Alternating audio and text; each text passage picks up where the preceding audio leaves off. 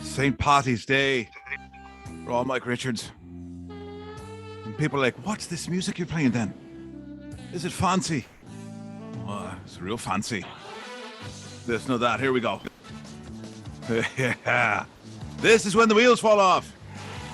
Me friend, me brother, Liam McGuire in a couple of seconds first. She's the Pogues on 960. Oh, I'm ready to go. This is where the wheels fall off. That's what I've been telling you. Top of the morning to you, son. Look at Liam McGuire. You look lovely. How's it going, Michael? Oh, a little bit of this. Oh, you caught me. You caught me, CRTC. You bastards. Geez. Look at that. Well, Sláinte, my friend. Good to see you on the greatest day ever. Yes. I got to tell you, it's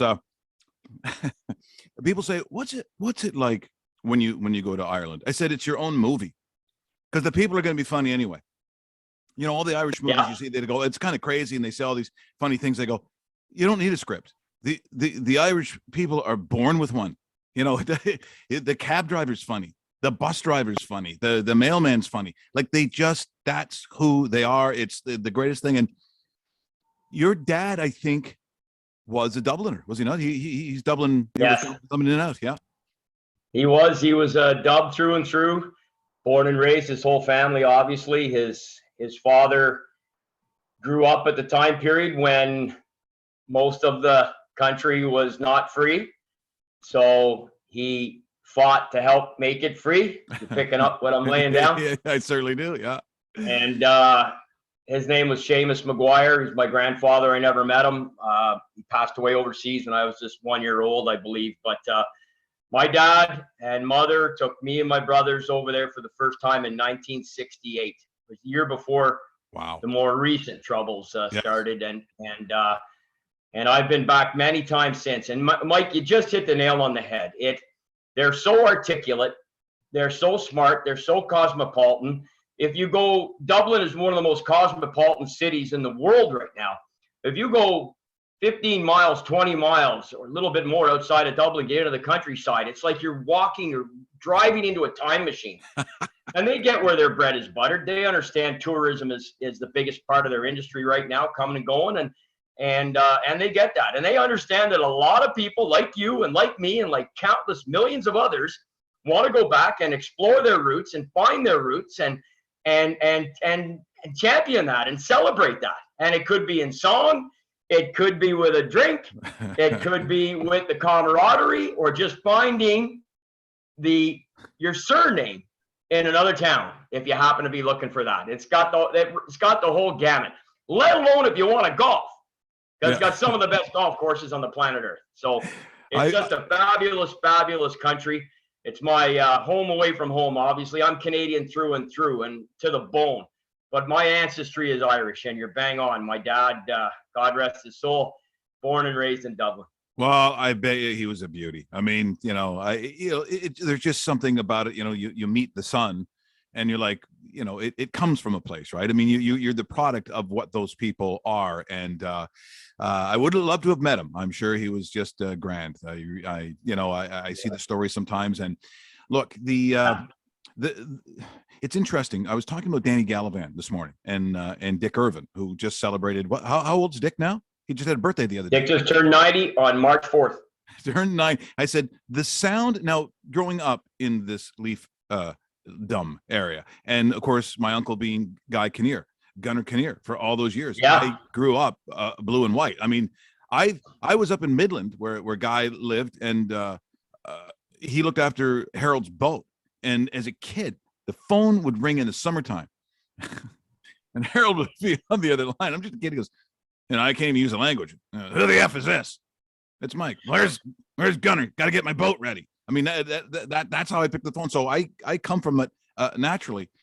And yet, when you heard the broadcast, and there's Danny Gallivan, with that marvelous voice and the little slight Irish lilt and everything that he said. Eric Thomas, by the way, does one of the best Danny Gallavans I've ever heard. Yes, he does. I've heard him do it. It's fantastic. It's beautiful. And then Dick coming on saying, "Well, coming up in the second intermission," and he that voice, boy, it was art to me. Even though that's with the dreaded Montreal Canadiens, very magical time. Very magical time.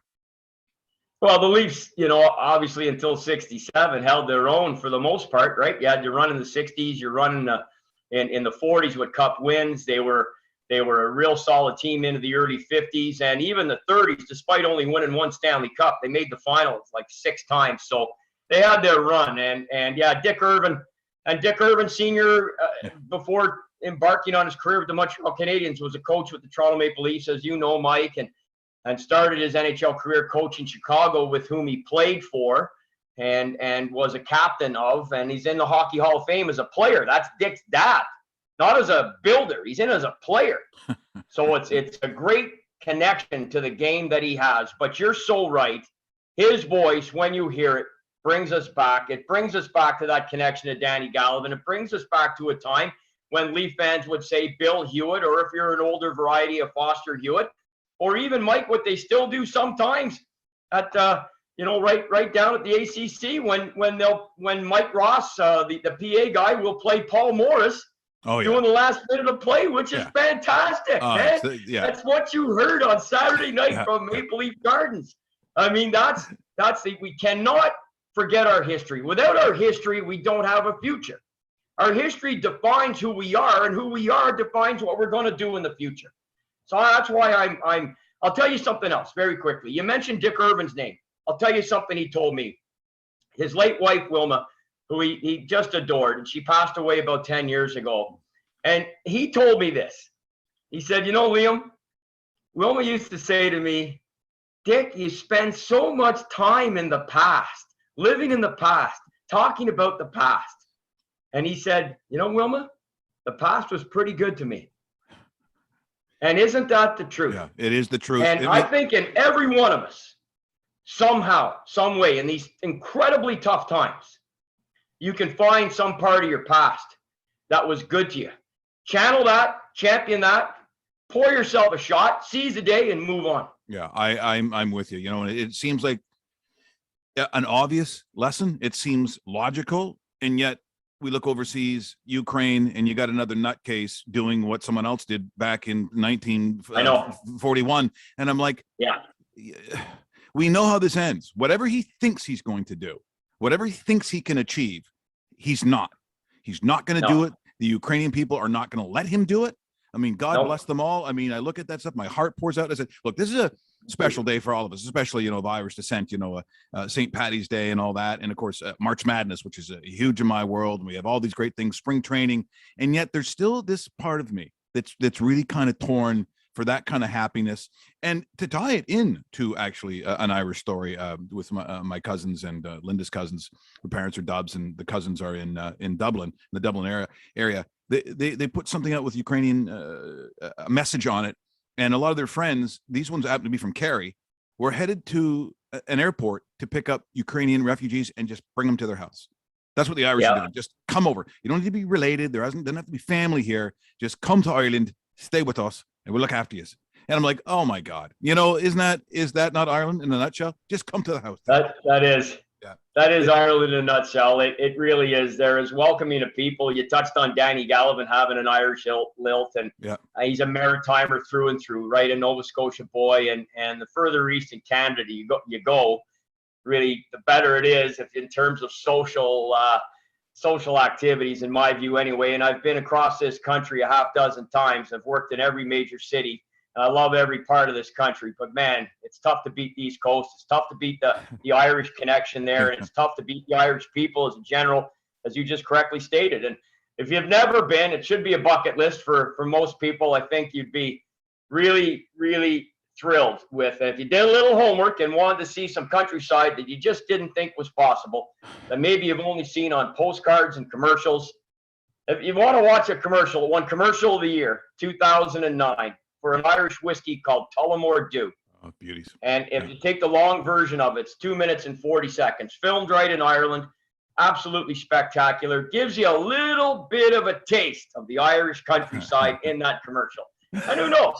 Maybe even inspire you to have a wee shot. You never know. You never know. We're in conversation with the one and only Liam McGuire here on Newstalk Sauga 960 Raw, Mike Richards. I know we're going to squeeze a bunch of stuff in here, but I do want to talk about the Canadians. And it's so interesting because look, Marty St. Louis is someone that, I think emotionally touches a lot of people just because of what his career was, where it came from, how it came about. And here he is now behind the bench.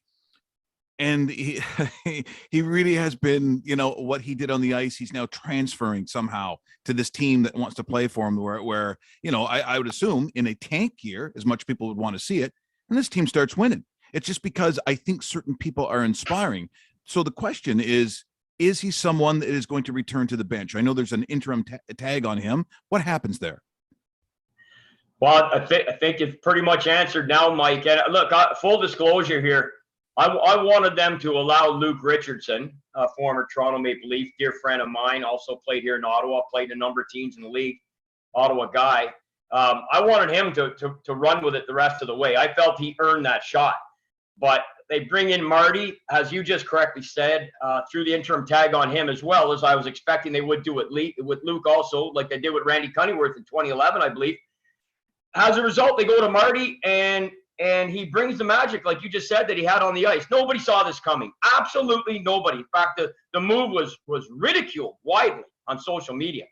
But now he's rejuvenated, among others, Cole Caulfield. And it has been an absolute godsend in a year where they're still going to finish somewhere in the bottom three, almost assuredly, regardless of this little run. Now Sherratt's gone, probably lose a couple more vets here maybe between now and Monday. Not going to win a ton of games, even though they've turned things around. But you're selling hope. You're selling one of two things. You're selling winning or you're selling hope. In Montreal's case, he had neither this year. And now all of a sudden, the last 14, 15 games, they're selling some hope with the guy behind the bench. There's no doubt he's going to get an extension. He will be their coach next year. That's all but assured now. And if you're a Habs fan, it's been pretty exciting just to see the play of Cole Caulfield, but also a few of the other guys.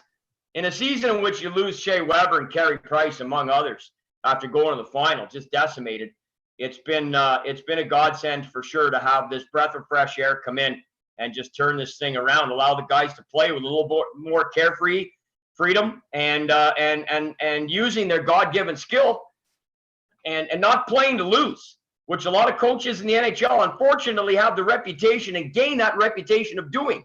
And I think Dominic Ducharme fell under that mantra, and it hurt him.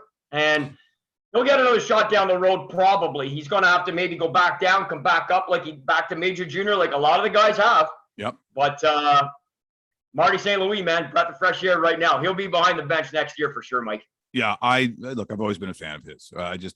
Everything about him is something that you coach into your kids. It's something that you coach into life, and he is a walking lesson in that. Now, look, before we get, because we only got a couple of minutes here, always busy, Liam McGuire. He's always doing something. Now you got something new going on.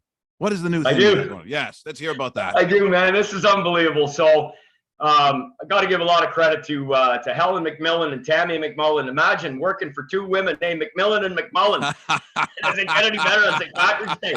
But that's the Hard Rock contingent that turned around and made one of the smartest moves by hiring as a consultant Ken Craig, a name not known to many of your viewers and listeners, maybe, Mike, but one of the top promoters in North America, coming in as a consultant, turns around and gets me the gig at the newly named Rideau Carlton Casino, the former Rideau Carlton Raceway here in Ottawa, which has a casino, beautiful casino now, still has the harness racing, couple new restaurants, including Ottawa's brand new lounge called The Joint, a 500-person capacity, gorgeous bar upstairs where yours truly, starting on Saturday, and hopefully as crowds continue to come in, shifts to follow, will be hosting a Jeopardy-styled hockey trivia game show with prizes.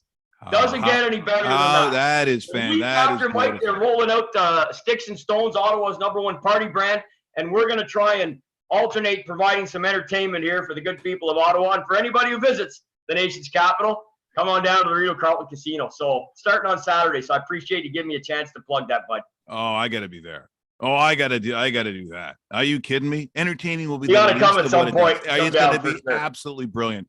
I know we've got to run. It's always great to see your face. Always great to hear your voice. You're obviously one of my just absolute favorite people. And I think in Canada, the example that you lead. And I just talked about Marty St. Louis. It's the kinds of things that you have. We started off talking about your father. I mean, you get it from a very special place, and that's what you bring to me, my friend. Always love seeing you. It's always such great energy. And hopefully, at some point soon, we'll get to do this face to face in person. Michael, here's a shot of James's for you, buddy, to kick off St. Patrick's Day, the most glorious day of the calendar, March 17th. Cheers, brother. Thanks for having me. It's always great to see you and talk to you. You're always in my thoughts as well, my friend, so keep her going. There it is. Liam McGuire, Sláinte, one of the greats and one of my great friends. I call him the brother, is what he is. He's a brother, is what he is.